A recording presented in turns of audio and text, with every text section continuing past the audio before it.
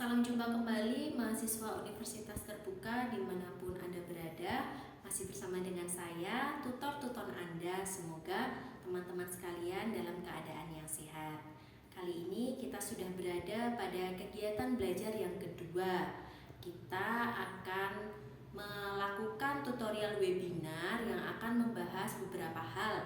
Yang pertama, kita akan membahas tentang konsep dan karakteristik dari artikel ilmiah. Kemudian kita akan membahas juga tentang luaran dari artikel ilmiah yang kelak akan teman-teman kirimkan dan akan kalian terbitkan menjadi artikel yang utuh dan baik. Kemudian kita juga akan membahas tentang skenario dari pembelajaran ini.